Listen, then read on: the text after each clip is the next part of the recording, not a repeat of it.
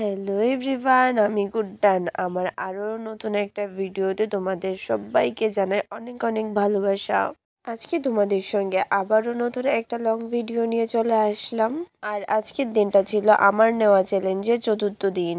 তোমাদের মধ্যে যে আমার ভিডিও আগে থেকে দেখো তোমরা তো হয়তো জানবেই যে আমি একটা চ্যালেঞ্জ নিয়েছিলাম, আর এই চ্যালেঞ্জটা ছিল মানুষ আঁকা। তোমরা তো আশা করি সবাই জানো যে আমি এতটা ভালোভাবে মানুষ আঁকতে পারতাম না। আর এখন তো ইউটিউব দেখে অনেকটাই শেখার ট্রাই করছি। আমি কিছু বলবো না, আমার ভিডিওতে তোমরা যারা যারা দেখছো তোমরা প্লিজ আমাকে বলে যেও যে এই 4 দিনে আমি কতটা কি আঁকতে পারলাম। আগে থেকে ভালো আঁকছি না খারাপ আঁকছি এটা তোমরা আমার ভিডিও দেখো, তোমরাই আমার থেকে ভালো বলতে পারবে। কারণ আমি আঁকছি আমারটা তো আমি সবসময় ভালো বলবো, তাই না?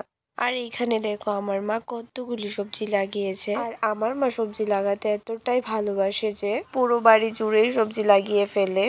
আর আমার মা গাছ লাগাতে এতটাই ভালোবাসে, যে কোনো ফুল গাছ ফল গাছ যে কোনো গাছই হোক না কেন মা বাড়িতে এনে লাগিয়ে দেয়। আরও অনেকগুলি সবজি লাগিয়েছিল, কিন্তু ওইগুলা আর তোমাদের সঙ্গে শেয়ার করা হয়নি। মা প্রত্যেকবারই অনেক সবজি লাগায় আর অনেক ফুল গাছ লাগায়। মার ফুল গাছ লাগাতে অনেকটাই ভালো লাগে। আর দেখো এখানে তোমাদের সঙ্গে কথা বলতে বলতে অনেকটাই আঁকা কমপ্লিট হয়ে গেছে। আমার পুরোটাই শাড়ি আর বরের পাঞ্জাবিটা কালার করা হয়ে গেছে। আর তোমরা তো আগে থেকেই জানো যে আমি যে কোনো কাজ করার আগে যে পেন্সিল দিয়ে এঁকে নিই, কারণ পেন্সিল দিয়ে না আঁকলে তোমাদেরও বুঝতে অনেকটা অসুবিধা হবে আর আমারও বুঝতে অনেকটা অসুবিধা হয়, যেহেতু আমি নতুন নতুন কাজ করি।